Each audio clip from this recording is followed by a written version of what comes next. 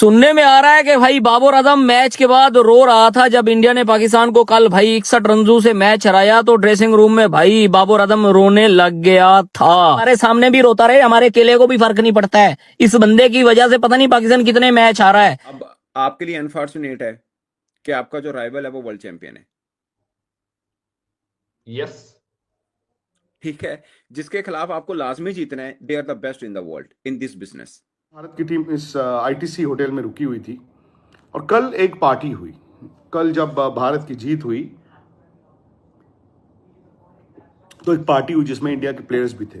कहते हैं बड़ी जबरदस्त पार्टी हुई। कल रात से जब से पाकिस्तान की धुनाई हुई है भारत के हाथों वर्ल्ड कप के मैच में, तो अलग अलग जो है वो मतलब वजूहत बताई जा रही है कि जी ये हो गया, फला हो गया, इसकी वजह से हो गया, इसकी वजह से हो गया।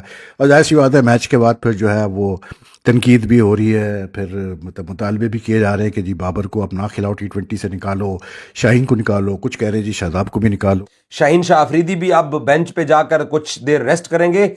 जैसे नसीम शाह पिछले 3 मैचेस में बेंच पे बैठा हुआ रेस्ट कर रहे हैं, इसी तरह अब इनकी बारी है कि ये बेंच पर। ड्रेसिंग रूम में भी भाईजान लात मुका चल गया। ड्रेसिंग रूम से एक बड़ी खबर आ रही है कि घंटे के किंग और लंगरे की आपस में फिर से मुंह मारी हुई है, फाइट हुई है। उसने बोला तूने मैच हराया, इसने बोला तूने हराया, सब ने बोला आगा तूने हराया। पाकिस्तान क्रिकेट टीम ने रेस्ट का फैसला किया है। खबर आप लोगों के लिए यह है कि पाकिस्तान क्रिकेट टीम के हेड कोच माइक हेसन ने सीनियर प्लेयर्स की इस परफॉर्मेंस के ऊपर शदीद बरहमी का इजहार किया है। और अब टीम होटल से जो खबरें आ रही हैं वो ये है कि बाबर आजम को बेंच पे बिठाने के ऊपर आप गौर भी कह सकते हैं और यहां तक कि एक तरह से फैसला भी कर लिया गया है। पैर के टको अगर हम हिंदुस्तान में रहते, इकट्ठे ही रहते, इंडिया पाकिस्तान आपस में इकट्ठा रहता।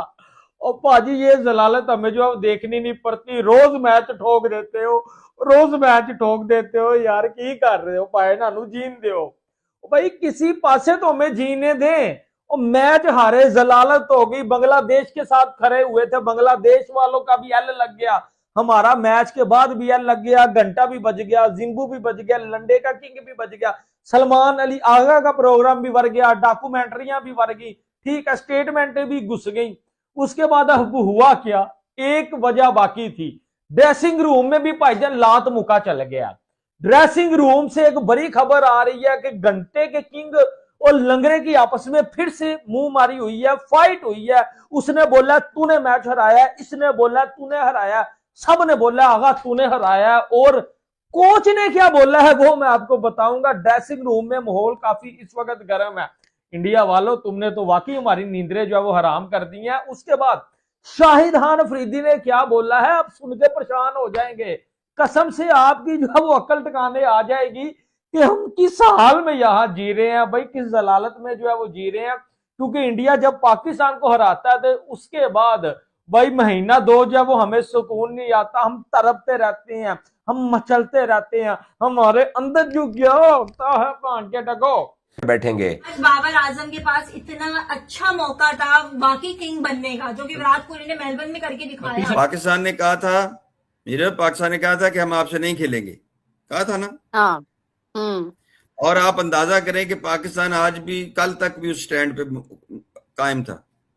अब आप कहें कब खेला हमने? नहीं खेला हमने, जो नहीं खेल दे। सर भाई नींद आई थी रात से ही।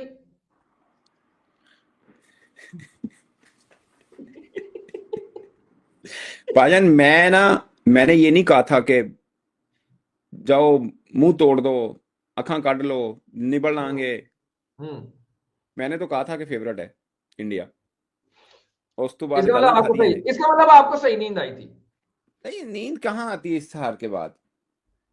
अच्छा चले, मैं अब वो जिनको नहीं नींद आई उनके मुतालिक कर लेता हूं। क्योंकि मोहम्मद यूसुफ ने भी रात भी एक ट्वीट की थी और फिर सुबह उठते भी एक ट्वीट दाग दिया।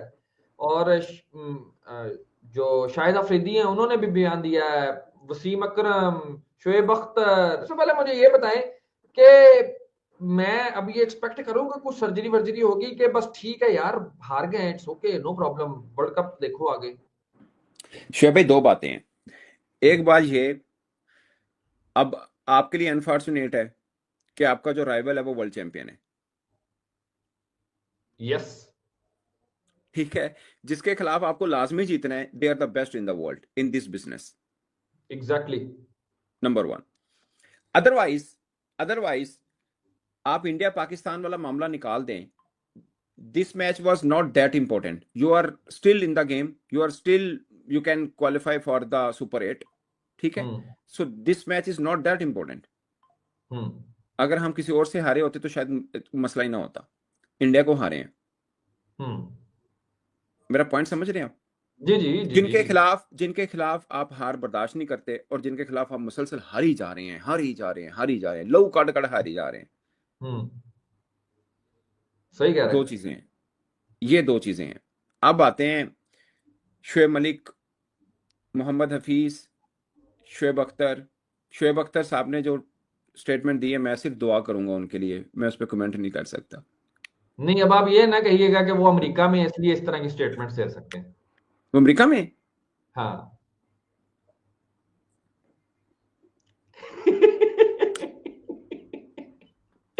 शॉकिंग न्यूज है आपके लिए, है? आप क्या समझ नहीं, रहे हैं वो रावलपिंडी में बैठ के ऐसी स्टेटमेंट्स दे रहे हैं? अच्छा, मैं पाकिस्तान में अब ना वो लड़ाई हो गई है क्रिकेटर दी, फार्मर क्रिकेटर्स की। कुछ कह रहे हैं कि जी क्रिकेट बोर्ड क्या कर रहा है, कुछ कह रहे हैं कुछ नहीं, एक कह रहे हैं कि क्रिकेट बोर्ड का कोई कसूर ही को नहीं का, ठीक है। तो जो अब करना जो सी कह रहे क्रिकेटर हैं, ने आप करना सी।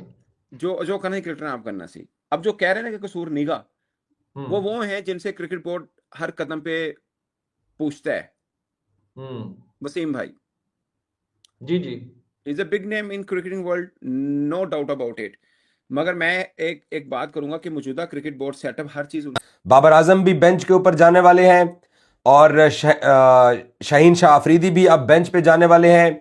सो आपकी जो बेंच स्ट्रेंथ है अब उसको मौका देना बनता है कि अब ये आके मैदान में उतरें और ये आके पाकिस्तान के लिए कुछ करें, क्योंकि हम सब के सामने है कि हमने फ़खर जमान को भी बेंच पे बिठाया हुआ है, तो क्यों ना आके फ़खर अब आके खेले और पाकिस्तान की टीम को वो सर्व करे।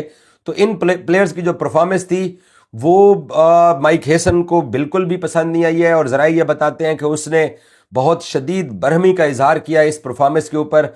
और फाइनली, हालांकि मेरे जैसा स्कूल क्रिकेट खेलने वाला भी ये 3 दिन से 4 दिन से बातें कर रहा था कि भाई साहब बाबर आजम को बेंच पे बिठाइए, शाहीन अफरीदी को बेंच पे बिठाइए, फखर को, नाफे को, नसीम शाह को और सलमान मिर्जा को आप अगर, क्योंकि आगा ने प्रेस कॉन्फ्रेंस के अंदर उस दिन बोला है कि मेरे पास जो 15 हैं वो 15 जो है ना वो सारे ही किसी वक्त भी टीम के अंदर आ सकते हैं।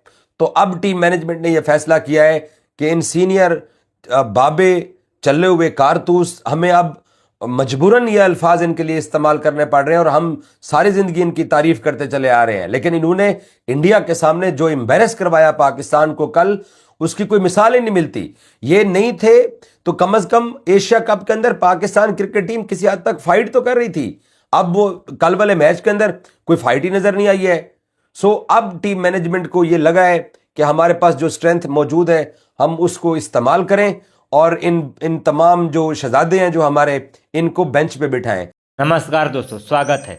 भारत ने पाकिस्तान को T20 वर्ल्ड कप मैच में 61 रनों से हरा दिया। इसके साथ ही भारत ने T20 वर्ल्ड कप में 8वीं बार पाकिस्तान को हराया है। भारत ने जैसे ही जीता, होटल जाकर टीम इंडिया ने पार्टी किया, वहीं पाकिस्तान की टीम हारने के बाद अपने होटल में हंगामा मचा दिया है दोस्तों, जिसे देखकर भारत गाली दे रहे हैं, पाक मीडिया भी उनको गाली दे रहे हैं कि बच्चों की तरह हार गए हैं। गली क्रिकेट वाले, खेलने वाले भी इनसे अच्छे खेलते हैं करके गाली दिए है। साहिबजादा फरहान को हरामजादा फरहान बोल रहे हैं दोस्तों। ही शाहिद अफरीदी ने मैच हारने के बाद कह दिया है कि बाबर आजम, सदाब खान और शाहीन अफरीदी को बाहर कर देना चाहिए, क्योंकि ये लंबे समय से एक भी मैच पाकिस्तान को नहीं जीता पाए हैं दोस्तों। तो भारत ने पाकिस्तान को एक बार फिर T20 वर्ल्ड कप में हराया है दोस्तों। और आपको क्या लगता है, भारत इस बार T20 वर्ल्ड कप जीत पाएगा? कमेंट में ज़रूर बताइए। वीडियो अच्छा लगा तो वीडियो को लाइक कर दीजिए, चैनल को सब्सक्राइब कर लीजिए। मिलते हैं इसी ही वीडियो के साथ, तब तक के लिए जय हिंद, वंदे मातरम।